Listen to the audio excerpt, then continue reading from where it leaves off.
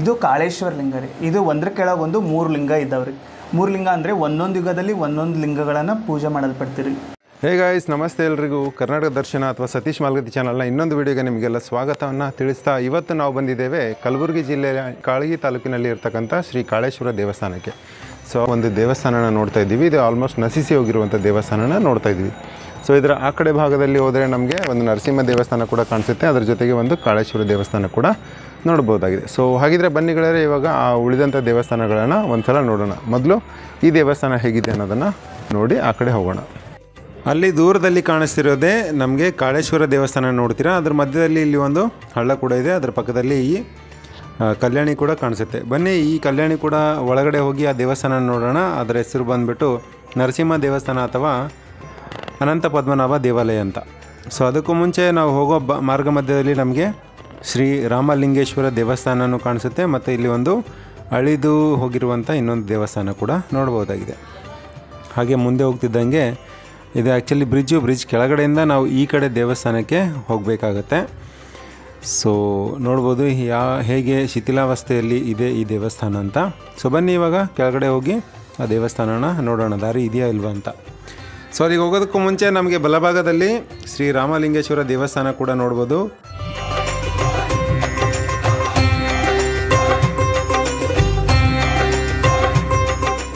So ಈ ದೇವಸ್ಥಾನದ ಒಳಗಡೆ ಹೋಗೋಣ ಈಗ. ಇಲ್ಲಿಯ ವಿಶೇಷತೆ ಏನಂತಂದರೆ, ಈ ಕಾಳೇಶ್ವರ ದೇವಸ್ಥಾನಗಳ ಸಮುಚ್ಚಯದ ವಿಶೇಷತೆ ಏನಂತಂದರೆ, ಇಲ್ಲಿ ಕಾಣಿಸುವಂಥ ಕಲ್ಯಾಣಿಗಳು ಆ್ಯಕ್ಚುಲಿ 3 ಕಲ್ಯಾಣಿಗಳಿದ್ದಾವೆ, ಪ್ಲಸ್ ಒಂದು ಹಳ್ಳ ಕೂಡ ಇದೆ. ಈ ಕಲ್ಯಾಣಿಗಳಲ್ಲಿ ಹುಟ್ಟುವಂತಹ ಬುಗ್ಗೆಗಳು ಅಂದರೆ ನೀರಿನ ಬುಗ್ಗೆಗಳೇನು ಕೆಳಗಡೆಯಿಂದ ಮೇಲ್ಗಡೆ ಬರ್ತವೆ. ಸೊ ಅದೇ ಈ ಒಂದು ಜಾಗದಲ್ಲಿರುವಂಥ ವಿಶೇಷತೆ ಆಗಿದೆ. ಸೊ ಬನ್ನಿ ಇವಾಗ ದೇವಸ್ಥಾನದ ಒಳಗಡೆ ನೋಡೋಣ ಹೇಗೆ ಇದೆ ಅಂತ.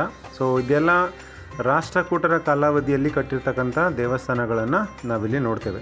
ಸೊ ಇಲ್ಲಿ ದೇವರ ಒಂದು ಚಿತ್ರ ಕೂಡ ಹಾಕಿದ್ದಾರೆ. ಅನಂತ ಪದ್ಮನಾಭ ದೇವಾಲಯ ಅಂತ ಕೂಡ ಬರೆದಿದ್ದಾರೆ. ಸೊ ಇದನ್ನು ನರಸಿಂಹ ದೇವಸ್ಥಾನ ಅಥವಾ ಅನಂತ ಪದ್ಮನಾಭ ದೇವಾಲಯ ಅಂತ ಕೂಡ ಕರೀತಾರೆ. ಇಲ್ಲಿ ಪ್ರಾಬಬ್ಲಿ ಒಂದು ನರಸಿಂಹನ ಅಥವಾ ವಿಷ್ಣುವಿನ ಒಂದು ವಿಗ್ರಹ ಇತ್ತು ಅಂತ ಅನಿಸುತ್ತೆ. ಯಾಕಂದರೆ 2 ಕಡೆ ಅದರ ಒಂದು ಅವಶೇಷನ ನೋಡ್ತೀವಿ. ಮೇಲ್ಗಡೆ ಚಾವಣಿಯನ್ನು ಕೂಡ ನಾವಿಲ್ಲಿ ನೋಡ್ಬೋದಾಗಿದೆ. ಇವಾಗ ಈ ಒಂದು ಕಲ್ಯಾಣಿಯ ಮಧ್ಯದಲ್ಲಿರ್ತಕ್ಕಂಥ ಒಂದು ದೇವಸ್ಥಾನ ನೋಡ್ತಿದ್ದೇವೆ. ಇಲ್ಲಿ ನಮಗೆ ಒಂದು ಪೋಸ್ಟರ್ ಕೂಡ ಹಾಕಿದ್ದಾರೆ, ಅನಂತ ಪದ್ಮನಾಭ ಅಂತ. ಬಹುಶಃ ಇದು ಅದೇ ರೀತಿಯಾದಂಥ ಕಲ್ಲು ಇರ್ಬೋದು ಕೆಳಗಡೆ. ಇಲ್ಲಿ ಮೂರ್ತಿ ಇತ್ತು ಅಂತ ಅನಿಸುತ್ತೆ, ಬಟ್ ಇವಾಗ ಸದ್ಯಕ್ಕೆ ಇಲ್ಲ ಈ ನೋಡುವಂಥ ಜಾಗದಲ್ಲಿ. ಇದೆಲ್ಲ ಬಹುಶಃ ಬಾದಾಮಿಯ ಚಾಲುಕ್ಯರು ಅಥವಾ ಚಾಲುಕ್ಯರ ಕಾಲದಲ್ಲಿ ಅಥವಾ ಹೊಯ್ಸಳರ ಕಾಲದಲ್ಲಿ ಕಟ್ಟಿರುವಂಥ ದೇವಸ್ಥಾನ ಆಗಿರ್ಬೋದು ಅಂತ ಅನಿಸುತ್ತೆ.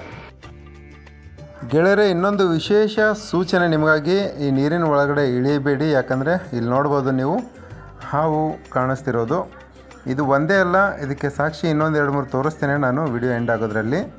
ಸೊ ಹುಷಾರಾಗಿರಿ. ಈ ಒಂದು ಜಾಗಕ್ಕೆ ಹೋದಾಗ, ಈ ಒಂದು ಕಲ್ಯಾಣಿಯ ಹತ್ತಿರ ಹೋದಾಗ ನೀರಿಗೆ ಇಳಿಯೋಕ್ಕೆ ಹೋಗಬೇಡಿ. ಬಟ್ ದೇವಸ್ಥಾನನ ನೀವು ನೋಡ್ಕೊಂಡು ಬರ್ಬೋದು, ಆದರೂ ನೀವು ಎಚ್ಚರವಾಗಿರಬೇಕಾಗುತ್ತೆ. ಈಗ ಈ ದೇವಸ್ಥಾನದ ನಾವು ಹಿಂಭಾಗಕ್ಕೆ ಬಂದಿದ್ದೇವೆ. ಒಂಚೂರು ಕಲ್ಯಾಣಿ ಹಿಂದ್ಗಡೆ ಭಾಗದಲ್ಲಿ ತುಂಬ ಗಲೀಜಾಗಿದೆ. ಈಗ ದೇವಸ್ಥಾನ ಕೂಡ ನೋಡ್ಬೋದು, ಮೇಲ್ಗಡೆದೆಲ್ಲ ಕಲ್ಲುಗಳು ಬಿದ್ದು ಒಳಗಡೆ ಇರುವಂಥ ಕಲ್ಲುಗಳು ನಮಗೆ ಕಾಣಿಸ್ತವೆ.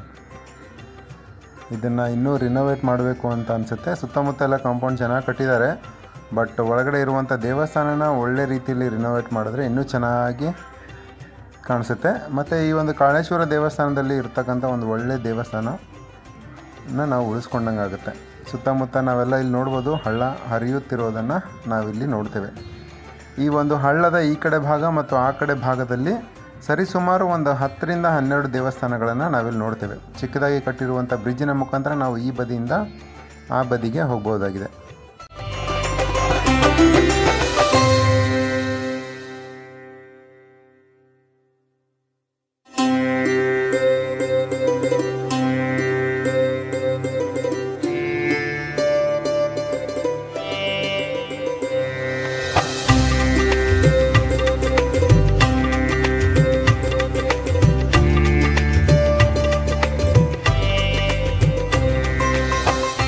ಸೊ ಬನ್ನಿ ಇವಾಗ ದೇವಸ್ಥಾನದ ಅಥವಾ ಹಳ್ಳದ ಇನ್ನೊಂದು ಭಾಗಕ್ಕೆ ಬಂದಿದ್ದೇವೆ. ಇಲ್ಲಿ ಹಲವಾರು ದೇವಾಲಯಗಳ ಸಮುಚ್ಚಯನ ನಾವಿಲ್ಲಿ ನೋಡ್ತೇವೆ. ಇನ್ನೊಂದು ವಿಶೇಷತೆ ಏನಂತಂದರೆ, ಈ ಒಂದು ಕಾಳೇಶ್ವರ ದೇವಸ್ಥಾನದ ಈ ಲಿಂಗದ ಕೆಳಗಡೆ ಇನ್ನೂ 3 ಲಿಂಗಗಳಿವೆ ಅಂತ ಹೇಳಲಾಗುತ್ತೆ. ಅದು ಬೇರೆ ಬೇರೆ ಯುಗದಲ್ಲಿ ಬೇರೆ ಬೇರೆ ಕಾಲಘಟ್ಟದಲ್ಲಿ ಆ ಒಂದು ಲಿಂಗಗಳು ಪ್ರತಿಷ್ಠಾಪನೆಯಾದವು ಅಂತ ಕೂಡ ಹೇಳಲಾಗುತ್ತೆ. ಈಗ ನಾವು ನೋಡ್ತಿರೋದು ಇಲ್ಲಿ ಒಂದು ಲಿಂಗನ ನೋಡ್ಬೋದು. ಇಲ್ಲಿ ಒಟ್ಟು 7 ಲಿಂಗಗಳು ಒಂದೇ ಒಂದು ದೇವಸ್ಥಾನ, ಒಂದೇ ಪ್ರವೇಶ ದ್ವಾರದ ಒಳಗೆ 7 ಲಿಂಗಗಳನ್ನು ನೋಡಬಹುದಾಗಿದೆ. ಸೊ ಬನ್ನಿ ಇವಾಗ ಒಂದೊಂದಾಗಿ ಆ ದೇವಸ್ಥಾನಗಳನ್ನು ನೋಡೋಣ, ಆ ಲಿಂಗಗಳನ್ನು ನೋಡೋಣ.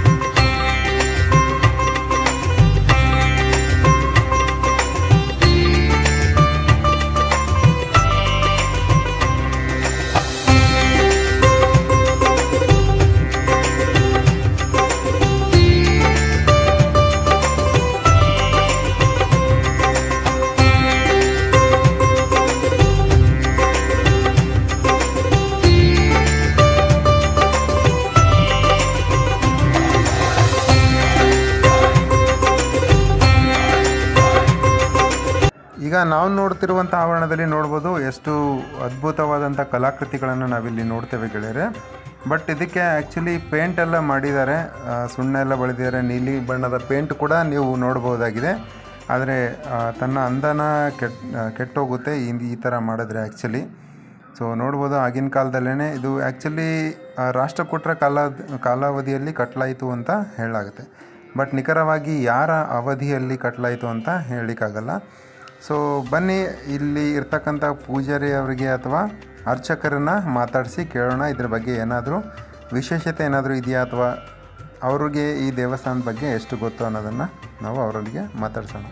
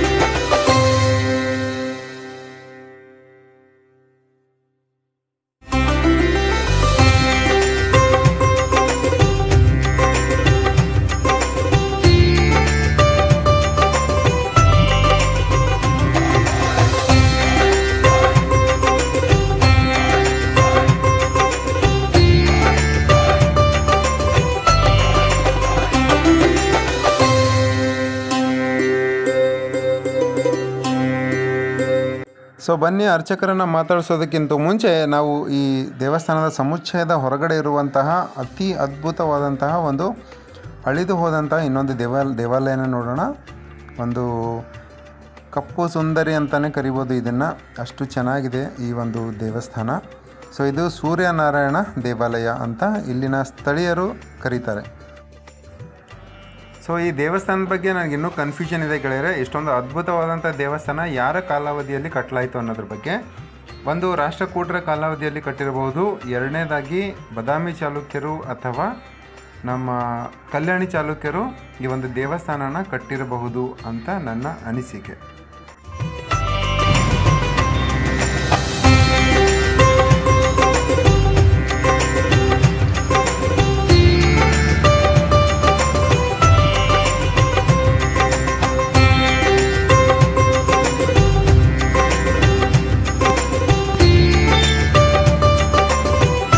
ಇದು ಆ್ಯಕ್ಚುಲಿ ಒಂದು ಭಗ್ನವಾಗಿರುವಂಥ ದೇವಸ್ಥಾನ ನೋಡ್ತೀವಿ, ಬಿದ್ದೋಗಿದೆ. ಸೊ ಪ್ರಾಬಲಿ ಮೇಲ್ಗಡೆ ಕೆಳಗಡೆ ಹಾಕಿದ್ರೆ ಗೊತ್ತಿಲ್ಲ, ಇದು ಪೂರ್ತಿ ಮೇಲ್ಗಡೆ ಬಿಚ್ಚೋಗಿರೋದನ್ನು ನೋಡ್ತೀವಿ.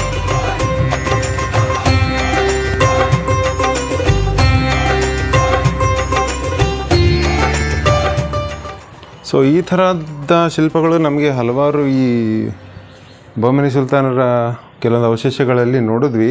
ಅವು ಪ್ರಾಬಲಿ ಇವರ ಅವಶೇಷಗಳನ್ನು ಅವ್ರು ಬಳಸ್ಕೊಂಡು ಕಟ್ಟಿರೋದಂತ ನೋಡ್ತೀರಿ. ಸೊ ಇಲ್ಲಿ ಒಂದು ವಿಶೇಷತೆ ಏನಂತಂದರೆ, ಇಲ್ಲಿ ನಿಮಗೆ ಒಳಗಡೆ ಲಿಂಗ ಕಾಣಿಸುತ್ತೆ, ಲಿಂಗದ ಮೇಲೆ ಅದ್ಭುತವಾದಂಥ ಬೆಳಕನ್ನು ಕೂಡ ನೋಡ್ತೀರಿ. ಇದು ಆಲ್ಮೋಸ್ಟ್ ನಶಿಸಿ ಹೋಗಿರೋದು ಇಲ್ಲಿ ನೋಡ್ಬೋದು. ನಶಿಸಿ ಅಂದರೆ ಇದನ್ನು ಮತ್ತೆ ರಿನೋವೇಟ್ ಮಾಡ್ಬೋದು, ಆ್ಯಕ್ಚುಲಿ ಪರ್ಸನಲ್ ಇಂಟ್ರೆಸ್ಟ್ ಮೇಲೆ ಹೋಗುತ್ತದು. ಈಗ ಇಲ್ಲಿನ ಕಲಾಕೃತಿಗಳನ್ನು ನೋಡ್ಬೋದು ನೀವು ಯಾವ ಥರ ಇದೆ ಅಂತ, ಎಷ್ಟು ಚೆನ್ನಾಗಿ ಮಾಡಿದ್ದಾರೆ ಅಂತ. ಹಾಗೆಯೇ ಇಲ್ಲಿ ಕೆಳಗಡೆ ಇರ್ತಕ್ಕಂಥ ಫ್ಲೋರಲ್ಲಿ ಈ ಕಡೆ ಭಾಗದಿಂದ ಬಂದರೆ ಎರಡು ಕಾಲಿನ ಆಕಾರ ಕಾಣಿಸುತ್ತೆ ನೋಡಿ, ಪಾದದ ಆಕಾರ.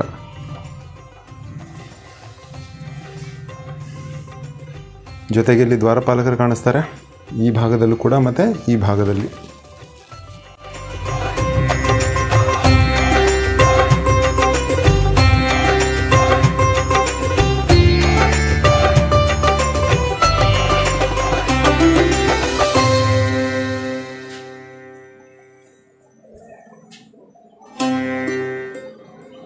ಸೊ ಇದೇ ರೀತಿಯಾದಂಥ ದೇವಸ್ಥಾನನ ನಾವು ಇದರಲ್ಲೂ ಕೂಡ ನೋಡಿದ್ವಿ. ನಮ್ಮ ಸೇಡಂನ ಶ್ರೀ ಪಂಚಲಿಂಗೇಶ್ವರ ದೇವಸ್ಥಾನದಲ್ಲಿ ಕೂಡ ಇದೇ ರೀತಿಯಾದಂಥ ದೇವಸ್ಥಾನನ ನೋಡಿದ್ವಿ. ಇಲ್ಲೂ ಕೂಡ ಒಂದು ಶಿವಲಿಂಗ ನೋಡ್ತೀವಿ ಮತ್ತು ಮೇಲ್ಗಡೆ ಹೊಯ್ಸಳರ ಒಂದು ಕಲಾಕೃತಿಯನ್ನು ನೋಡ್ಬೋದು. ದ್ವಾರಪಾಲಕರು ಕಾಣಿಸ್ತಾರೆ ನಿಮಗೆ. ಇಲ್ಲಿ ಕೆಳಗಡೆ ಆರ್ಟ್ ಕೂಡ ನೀವು ಈ ಕಡೆಯಿಂದ ಬಂದಾಗ ಪಾದದ ಆಕೃತಿಯಲ್ಲಿ ಅಲ್ಲಿ ಚೆನ್ನಾಗಿ ಕಾಣಿಸ್ತಿತ್ತು, ಇಲ್ಲಿ ಅಷ್ಟೊಂದು ಇದು ಕಾಣಿಸಲ್ಲ. ಆದರೂ ಒಳಗಡೆಯ ಲಿಂಗದ ದರ್ಶನವನ್ನು ನಾವು ಮಾಡಬಹುದು. ಆ ಲಿಂಗದ ಮೇಲೆ ತುಂಬ ಉತ್ತಮವಾದಂಥ ಬೆಳಕನ್ನು ನಾವು ನೋಡ್ತೀವಿ ಇಲ್ಲಿ. ಗೆಳೆಯರೆ, ಇದು ನೀವು ನೋಡಿರೋದು ಕೇವಲ ಮೊದಲನೇ ಭಾಗ ಮಾತ್ರ. ಇದರ ಇನ್ನೊಂದು ಅವತರಣಿಕೆ ಸದ್ಯದಲ್ಲೇ ನಿಮ್ಮ ಮುಂದೆ ಪ್ರಸ್ತುತಪಡಿಸುತ್ತೇವೆ. ಅಲ್ಲಿವರೆಗೂ ಈ ಕಲಾಕೃತಿಗಳನ್ನು ಎಂಜಾಯ್ ಮಾಡಿ. Thank you so much for watching my video. Thank you guys.